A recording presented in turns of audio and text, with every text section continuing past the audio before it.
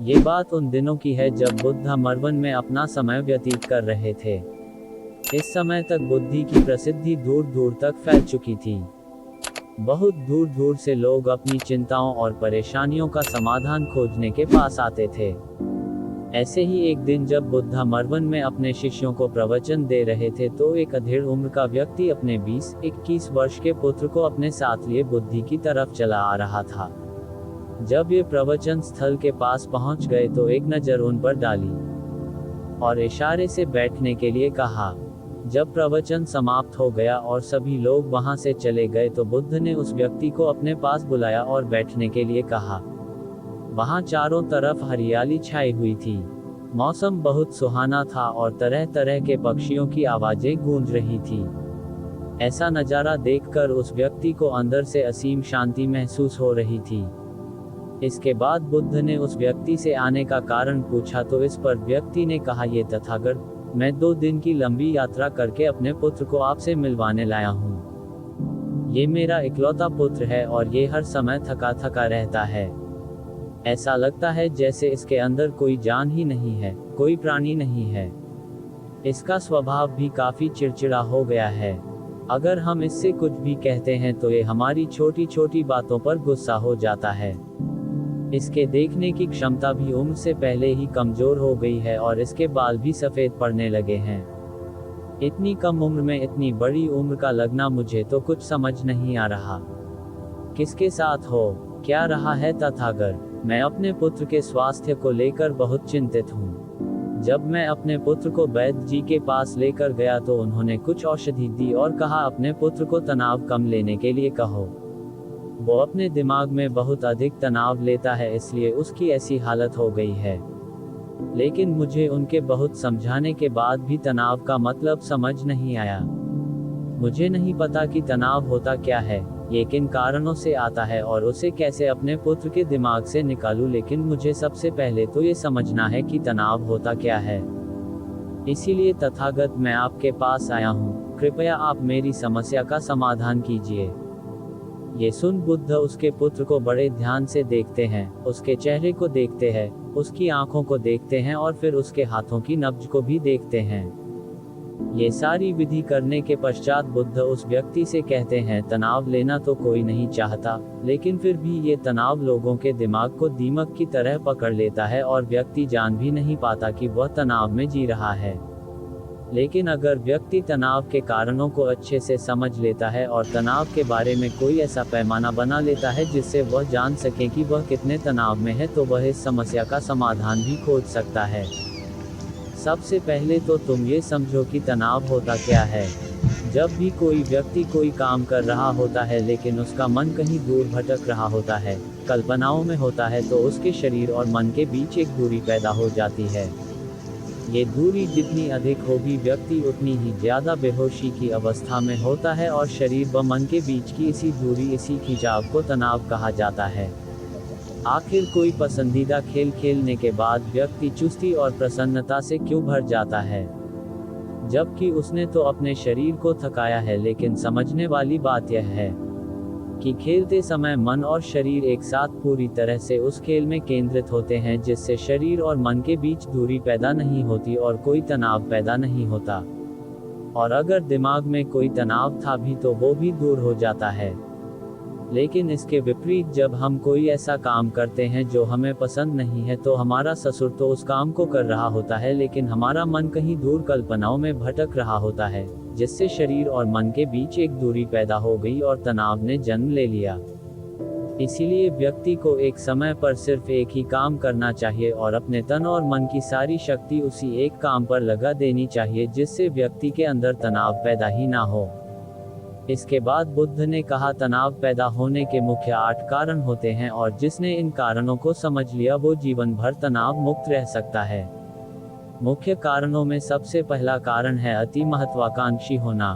महत्वाकांक्षी होना अच्छी बात है, लेकिन क्या कभी आपने इस बात पर ध्यान दिया है कि इंसान के लक्ष्य कभी पूरी ही नहीं होते। उसका एक लक्ष्य पूरा हुआ नहीं कि वह दूसरे की तरफ भागने लगता है, दूसरा पूरा हुआ तो तीसरे की तरफ, और इस तरीके से वो अपने लक्ष्यों को पाने के लिए जिंदगी भर गोल गोल घूमता रहता है। इसीलिए जो व्यक्ति अति महत्वाकांक्षी होता है, जिसने बड़े बड़े लक्ष्य बनाए होते हैं, वह वर्तमान में कभी रह ही नहीं पाता। उसका मन सदैव भविष्य की योजनाएं बनाने में ही व्यस्त रहता है। उसका शरीर तो वर्तमान में रहता है, लेकिन भविष्य में ही रहता है, जिससे मन और शरीर के बीच दूरी पैदा हो जाती है और वह तनाव भरी जिंदगी जीने लगता है। बुद्ध के मुंह से यह बात सुन उस लड़के ने कहा, बुद्ध, तो फिर इसका मतलब है कि हमें लक्ष्य नहीं बनानी चाहिए, क्योंकि लक्ष्य बनाना भी तो महत्वाकांक्षा ही है।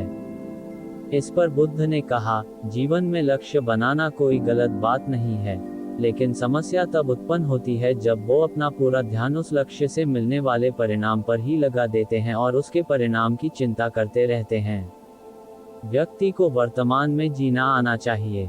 आप लक्ष्य बनाइए और उस लक्ष्य की प्राप्ति के लिए कड़ी मेहनत करिए, लेकिन साथ ही साथ आपको इस बात का भी ज्ञान होना चाहिए कि आप अभी वर्तमान में जी रहे हैं और वर्तमान ही सत्य है। बुद्ध ने आगे कहा, तनाव का दूसरा सबसे बड़ा कारण है ईर्ष्या। जब व्यक्ति ईर्ष्या और जलन से भर जाता है तो उसका मन अंदर से सड़ने लगता है। ईर्ष्या एक आंतरिक घाव है। आंतरिक घाव यानी मन का घाव व्यक्ति के शरीर का घाव तो भर सकता है, लेकिन मन का घाव कभी नहीं भर सकता। इसीलिए व्यक्ति को दूसरे की खुशी और तरक्की से कभी ईर्ष्या नहीं करनी चाहिए, क्योंकि तनाव का कारण है। इसके बाद बुद्ध ने तनाव का अगला कारण बताते हुए कहा कि आरुषिपूर्ण काम करने से भी मन में तनाव पैदा होता है। जो काम करना हमें पसंद ही नहीं है, जिसका में हमारी रुचि ही नहीं है, उस काम में हमारा मन लग ही नहीं पाएगा। हमारा शरीर तो वही बैठा रहेगा, लेकिन हमारा मन कल्पनाओं की उड़ान भरेगा, जिससे शरीर और मन के बीच दूरी पैदा हो जाती है और व्यक्ति तनावग्रस्त हो जाता है। इसीलिए इंसान को हमेशा अपनी रुचि के अनुसार ही कार्य करनी चाहिए। अगर व्यक्ति ने ये पता कर लिया कि उसे कौन सा काम करना पसंद है और वो उसी काम को अपने जीवन का लक्ष्य बना लेता है, तो फिर वो काम उसके लिए काम नहीं बल्कि खेल बन जाता है। फिर बुद्ध ने कहा, तनाव का चौथा कारण होता है किसी दूसरे से अच्छा रखना। बुद्ध ने उस व्यक्ति की ओर इशारा करते हुए कहा, एक पिता होने के नाते तुम्हारी अपने पुत्र से बहुत सी अपेक्षाएं होंगी कि तुम्हारा पुत्र एक बहुत ही कामयाब इंसान बने, तुम्हारा नाम रोशन करे, जैसा तुम चाहते हो उस तरह का जीवन जिए, तुम्हारी हर बात मानी। लेकिन क्या आज तक कभी किसी की सारी अपेक्षाएं पूरी हुई है? जब भी कोई व्यक्ति किसी दूसरे से कोई अपेक्षा रखने लगता है तो वो अनजाने में अपने लिए तनाव पैदा करने लगता है। जरा सोचो कि अगर तुम्हारा बेटा तुम्हारे अनुसार काम नहीं कर रहा और वो नहीं बन पा रहा जो तुम उसे बनाना चाहते हो, तो निश्चित रूप से तुम्हारे दिमाग को तनाव पकड़ लेगा। तुम तनाव से भरा जीवन जीना शुरू कर दोगे और इस तनाव के बस में आकर तुम ऐसा व्यवहार करोगे, ऐसी बातें करोगे कि तुम्हारा अपने पुत्र के साथ संबंध और भी खराब होता चला जाएगा। इसीलिए व्यक्ति को जितना हो सके उतनी कम अपेक्षाएं दूसरों से रखनी चाहिए, और अगर पूरी तरह से तनाव मुक्त रहना है तो दूसरों से अपेक्षा रखना ही बंद कर दो। इसके बाद बुद्ध ने कहा कि शारीरिक कष्ट भी इंसान के तनाव का एक कारण होता है। जब व्यक्ति किसी शारीरिक पीड़ा से गुजर रहा होता है तो उसका पूरा ध्यान बस अपने उस शारीरिक दर्द पर होता है और वो पूरे दिन बस उसी के बारे में सोचता रहता है, जिससे उसका मन दुख के विचारों से भर जाता है और ऐसी स्थिति में व्यक्ति तनावग्रस्त रहने लगता है। ये सुन उस व्यक्ति ने कहा कि हे बुद्ध, शारीरिक दुख तो किसी भी व्यक्ति को हो सकता है, तो फिर क्या हुआ? व्यक्ति जीवन भर तनाव में ही जिएगा? इसका जवाब देते हुए बुद्ध ने कहा कि इंसान को ये बात समझनी चाहिए कि हमारा जीवन दुखों का आधार है। जैसे जैसे हमारा जीवन आगे बढ़ता है, इसमें दुख आते हैं, बीमारियां आती है और फिर अंत में मृत्यु भी आती है। तो बीमारियां इंसान के जीवन का अभिन्न अंग है, कोई इनसे बच नहीं सकता। बस किसी किसी के जीवन में ये समय से पहले आ जाती है तो किसी के बाद में पड़ाती सबको है। जब इंसान का मन इस बात को अच्छे से समझ लेगा तो फिर वह अपनी बीमारी के बारे में सोच कर ज्यादा तनाव नहीं लेगा, क्योंकि यह हमारे जीवन का अभिन्न हिस्सा है और इसके लिए व्यक्ति को शारीरिक रूप से भी अभ्यास करते रहना चाहिए। अपने जीवन में व्यायाम और स्वस्थ जीवन शैली को भी जगह देनी चाहिए, ताकि उसका शरीर लंबे समय तक निरोगी रहकर सही से काम कर सकें। तनाव का अगला कारण होता है अपनी योजनाओं को समझने के लिए समय न देना। कुछ लोगों के दिमाग में कोई विचार आया नहीं है कि वो बिना सोचे समझे उस पर काम करना शुरू कर देते हैं, और जब उस काम में उन्हें असफलता मिलती है तो वह तनाव से भर जाते हैं, क्योंकि उन्होंने उस काम को शुरू करने से पहले उसके बारे में पूरी जानकारी इकट्ठा नहीं की थी। इंसान को कोई भी काम शुरू करने से पहले उसके अच्छे और बुरे परिणामों के बारे में ठीक से सोच विचार कर लेना चाहिए। इंसान को इस बारे में भी सोच लेना चाहिए कि अगर ये योजना सफल नहीं हुई तो फिर इसके बाद मैं क्या करूंगा। इसलिए व्यक्ति को अपनी योजनाओं को ठीक से समझने के लिए पूरा समय देना चाहिए, ताकि बाद में उस योजना की वजह से तनाव पैदा ना हो। तनाव का 7वां सबसे बड़ा कारण होता है टालमटोल करना। आज के काम को कल पर टालना। आप लोगों ने ये कहावत तो सुनी होगी कि आलसी इंसान के शरीर का सबसे बड़ा शत्रु है।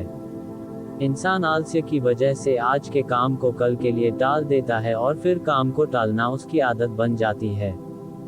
काम को कल पर टालने वाले व्यक्ति का काम कभी भी समय पर पूरा नहीं हो पाता, और अगर किसी तरह से पूरा हो भी जाता है तो वह उतना अच्छा नहीं हो पाता जितना अच्छा उसे किया जा सकता था। और फिर यह बात व्यक्ति के अंदर तनाव पैदा करती है। लेकिन काम को टालना या काम को एकदम अंत समय पर करना एक आदत है।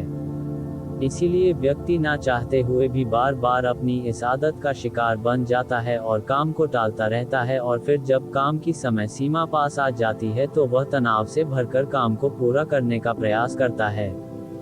इसीलिए तनाव मुक्त रहने के लिए व्यक्ति को काम को टालने की आदत छोड़नी पड़ेगी, और ये तभी संभव है जब व्यक्ति काम को समय से पहले खत्म करने का निश्चय करें। सबसे आखिरी और सबसे प्रमुख कारण जो तनाव का होता है वो है ज्यादा सोचना। लगातार सोचते रहना भी एक बीमारी है, और यह उस व्यक्ति में सबसे ज्यादा पाई जाती है जो कपोल कल्पनाएं करता है, जो अतीत की घटनाओं और भविष्य की बातों के बारे में सोचता रहता है, जो बेवजह के अनुमान लगाता रहता है। इसीलिए व्यक्ति को ज्यादा सोचने की आदत पर लगाम लगाना चाहिए। इसके लिए जितना हो सके खुद को काम में व्यस्त रखना चाहिए, और हर दिन ध्यान का अभ्यास करने को अपने जीवन का हिस्सा बना लेना चाहिए। बुद्ध के मुंह से यह सारी बातें सुनकर उस व्यक्ति ने हाथ जोड़कर कहा, बुद्ध मेरा पुत्र तो अभी मात्र 20 वर्ष का ही है, और इसमें अभी इतनी समझ भी नहीं है कि यह आपकी बताई सारी बातों का एक साथ पालन कर सकें। आप कृपया करके तनाव मुक्त रहने का कोई आसान सा तरीका बता दें, जिससे मेरा बेटा उसका अनुसरण भी कर सके और तनाव मुक्त भी रह सके। उस व्यक्ति की यह प्रार्थना सुन बुद्धि ने कुछ सोचते हुए जवाब दिया, अगर तुम इतनी सारी बातों का पालन नहीं कर सकते तो इसके लिए एक बहुत ही आसान विधि है। तुम एक बार मैं एक काम को करने पर ध्यान लगाओ, भी काम कर रहे हो उस समय पर सिर्फ उसी काम को करो, सिर्फ उस पर ही अपना पूरा ध्यान लगाओ, और अगर तुम्हारा मन इधर उधर भटक जाता है तो जैसे ही तुम्हें याद आए उसे वापस फिर उसी काम में लगा दो। ये सबसे आसान और अच्छा तरीका है तनाव मुक्त रहने का। जब तुम भोजन करो तो उस समय सिर्फ भोजन ही करो, उसके पूरे स्वाद का आनंद लो, उसी अनुभव करो। जब चलो तो अपना पूरा ध्यान सिर्फ चलने लगा दो। इससे तुम्हारा मन और तुम्हारा शरीर दोनों एक जगह पर केंद्रित रहेंगे। दोनों के बीच दूरी पैदा नहीं होगी, जो कि तनाव का मुख्य कारण होती है।